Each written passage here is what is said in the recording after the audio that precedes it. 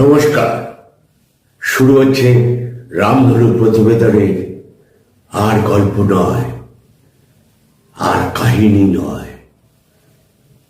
আজ এক বাস্তব, এক অলৌকিক ঘটনা শুনবেন রামধনু প্রতিবেদনে। ঘটনাটা ম্যাড্রাস শহর থেকে একটু ভেতরে। যিনি লিখছেন উনি এখন ম্যাড্রাস শহরে হসপিটালের ডাক্তার।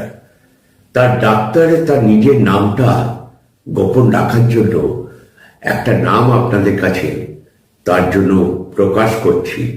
কারণ এই কারণে তিনি তার নিজস্ব পরিবারের এই ঘটনা, তাই বলেছিলেন আপনি বলতে পারেন, তাহলে আমার নামটা, আসল নাম বলবেন না। এই রিকোয়েস্টটা রেখেছেন, তাই আমি নামটা, ডাক্তারের নামটা অন্য নামে বললাম। ডাক্তারের নাম ডাক্তার আপ্পা রাও। এখন বয়স 35-36 বছর বয়স। ওনার বয়স যখন 7-8 বছর হবে তখন উনি ওর মাকে হারান। মানুষ করে ওর নিজের মাসি আপ্পা রাওকে মানুষ করে।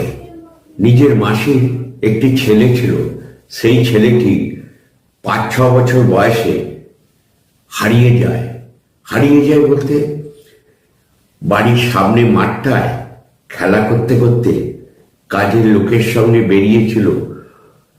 সেই সময় খেলা করতে করতে দিনের বেলায় হারিয়ে যায়। সেই থেকে বাচ্চাটিকে আর খুঁজে পাওয়া যায় না। বাচ্চাটির বয়স তখন 6-7 হবে।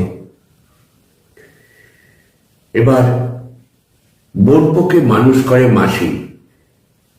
ছেলের শোক ভুলতে না ভুলতে বোনপো তাকে মায়ের স্থান দিয়ে দেয়। মাসি বোনপোকে নিজের ছেলের মতোই আঁকড়ে ধরে থাকে। বোনপোর বিয়ে দেয়। বোনপো এখন ডাক্তার ম্যাড্রাস হসপিটালে, নামি এক কার্ডিওলজিস্ট। ডাক্তার বলছেন, আমার সেই ছোটবেলায় আমার মাসির যে ছেলেটি হারিয়ে যায়, তারপর অনেকটা বছর কেটে গেছে।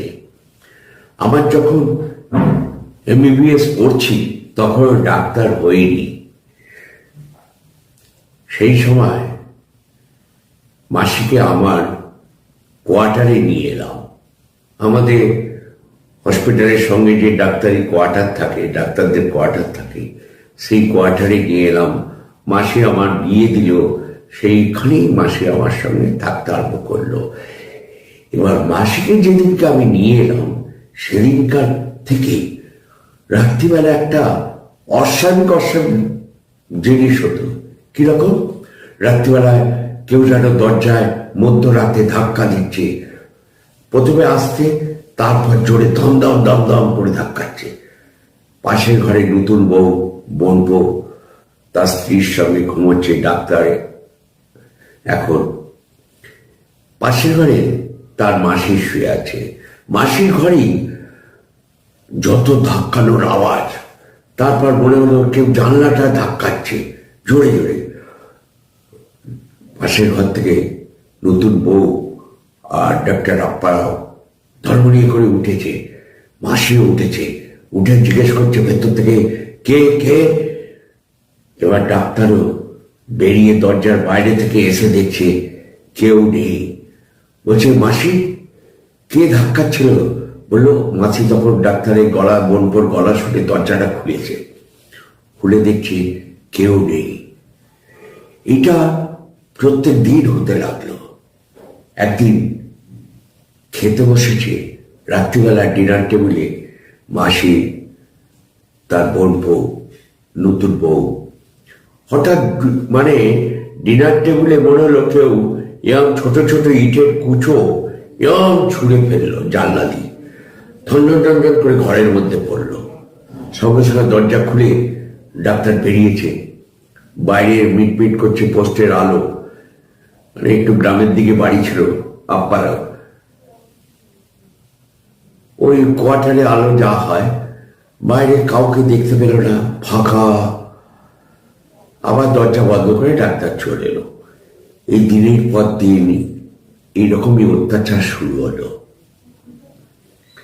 ডাক্তার তখন মাসিকে বলল যে, মাসি, আমরা এই কোয়ার্টারটা বোধহয় কিছু একটা আছে, কোয়ার্টারটা ছেড়ে চলো আমরা একটা ফ্ল্যাটে যাই। ও হসপিটালের ঠিক সামনেই একতলা একটা ফ্ল্যাট ভাড়া নিল, বেশ সাজানো গোছানো ফ্ল্যাটটা। সেই ফ্ল্যাটও রাত্রিবেলা শুয়েছে, মধ্যরাতে দরজা দাম দাম করে ধাক্কাচ্ছে, মনে হচ্ছে দরজাকে ভেঙে ফেলবে। হুড়মুড়িয়ে করে উঠেছে ডাক্তারের বউ। মাসিও জেগে পড়েছে সেই আওয়াজ শুনে। কে কে করছে, বেরিয়ে এসে দেখছে কেউ নেই। এরপর ডাক্তার কি করবে? জানলায় আওয়াজ, ঘরের ওপরে মনে হচ্ছে কেউ দাপাদাপি করছে ছাদে, মানে একতলা ফ্ল্যাটটা একতলা, ছাদের ওপর কেউ লাফাচ্ছে। ছাদে উঠে কেউ রাত্রিবেলা দেখছে টর্চ নিয়ে, কেউ নেই। অস্বাভাবিক ব্যাপার।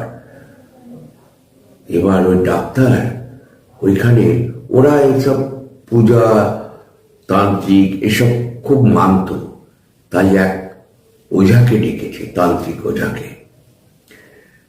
পুজো পাঠ করেছে। বলছে, আপনার বাড়িতে কিছু একটা আছে যে আপনার কাছে আসতে চাইছে। যে তাই? বলছে হ্যাঁ। তখন বলছে, একটা কাগজে আমি জানতে পারবো, আপনি একটা সাদা কাগজ দিন, একটা পেন দিন। ওঝাটা তখন ডাক্তারকে পাশে বসিয়েছে, ওর মাকে পাশে বসেছে, আর নতুন বউ একটা দিকে বসেছে।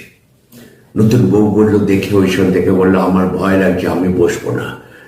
তাই ওই তিনজনে, তান্ত্রিক, মাসি আর ডাক্তার বসেছে। আর মাসির হাতে সাদা কাগজ আর ওই নীল রঙের ডট পেনটা দিয়েছে। এবার বলছে, আপনি চুপ করে বসে থাকবেন, আমি যা যা বলবো ও সেই সেই জিনিস করে যাবে। কে তুই, কোথা থেকে এসছিস, এরকম করে ওঝা জিজ্ঞেস করে যাচ্ছে। কোনো উত্তর আসছে না। তুই বল, কিন্তু আমি তাহলে তোর ক্ষতি করে দেবো। তুই বল কোথা থেকে এসছিস, তুই যাবি কিনা বল। এখন লাস্টে বলছে, মা, তুমি আমাকে চিনতে পারছো না? আমি তোমার কাছে আসবার জন্য কতদিন ধরে ছটপট করছি। তোমার কোলে একদিন মাথা রেখে শোবো, তুমি একদিন খাইয়ে দেবে, সেদিন তোমার সঙ্গে বিছনায় কোলে মাথা রেখে শোবো। আমি তোমার রাহুল তো। মাসি শুনে ওই লেখাটা থেমে যায়। এবার ওঝা স্তব্ধ হয়ে যায়। তখন দেখছে যে মোমবাতি একটা জ্বলছিল ঘরে, তান্ত্রিক জ্বালিয়েছিল, সে মোমবাতিটা দপ করে নিভে গেল। নিভে যাওয়ার পর তান্ত্রিক ঘরের আলোগুলো জ্বালিয়ে দিতে বলল। আলোগুলো জ্বালিয়ে দেওয়ার পর দেখছে, লিখছে, তার ছেলে, আমি তোমার রাহুল। আমাকে চিনতে পারছো না, আমি তোমার কাছে আসতে চাইছি। এরপর মাসি কি করলো, ঠিক তার পরের দিন ডাক্তারের স্ত্রী গেছে একটা ফাংশন বাড়িতে। সেদিনকে ফিরবে না, বিয়ে বাড়ি ছিল, তাই মাসি বাড়িতে একাই আছে। ভালো মন্দ রান্না করেছে, জানে আজ রাহুল আসবে, তার ছেলে আসবে। ঠিক সেই সময় দরজাটা ধাক্কা দিতেই একটা কিরকম একটা অস্পষ্ট ধোঁয়া এসছে। দেখছে পুরো গন্ধটা খুব চেনা চেনা। সেই গন্ধটা ছোটবেলায় তার মা তাকে গায়ে পাউডার দিয়ে তার ছোট্টবেলায় রাহুলকে মেখে দিত চান করাবার পর। সেই পাউডারটা তার খুব চেনা চেনা লাগছে। বলছে, কে? রাহুল? বলছে, হ্যাঁ মা, আমার খুব খিদে পেয়েছে। বলল, আয়।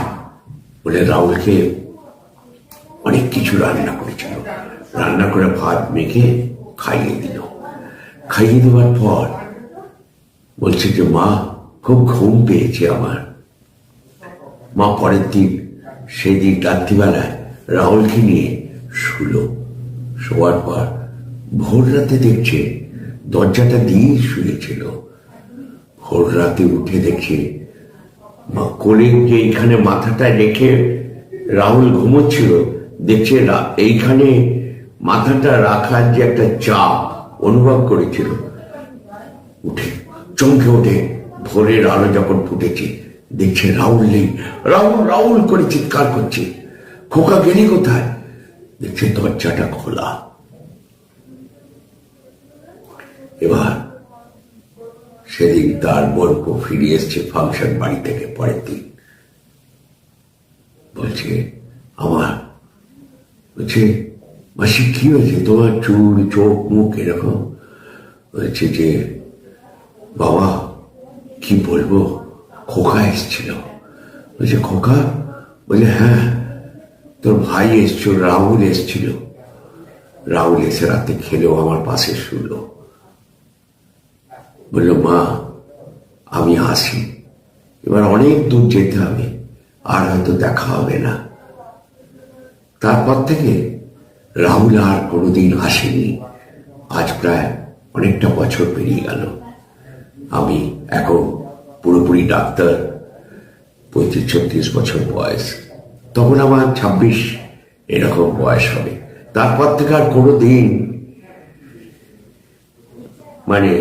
ডিস্টার্ব বলতে কিছু আমি অনুভব করিনি। এই ঘটনাটা ওই ডাক্তার লিখে পাঠিয়েছিল ইংরাজিতে, আমি বাংলায় অনুবাদ করে তোমাদের শোনালাম। বলছে এটা একদম সত্য বাস্তব ঘটনা। তার পরিবারে, তার ফ্যামিলিতে হয়েছিল। যদি এই কাহিনী, এই গল্প নয়, এই ঘটনাটা আপনাদের ভালো লাগে তাহলে লাইক অতি অবশ্যই দেবেন, শেয়ার করতে ভুলবেন না। যারা এখনো সাবস্ক্রাইব করেনি আমার চ্যানেলকে অতি অবশ্যই সাবস্ক্রাইব করবেন। আপনাদের সাবস্ক্রাইবই আমার এক উপহার পাওনা। সবাই ভালো থাকবেন। নমস্কার।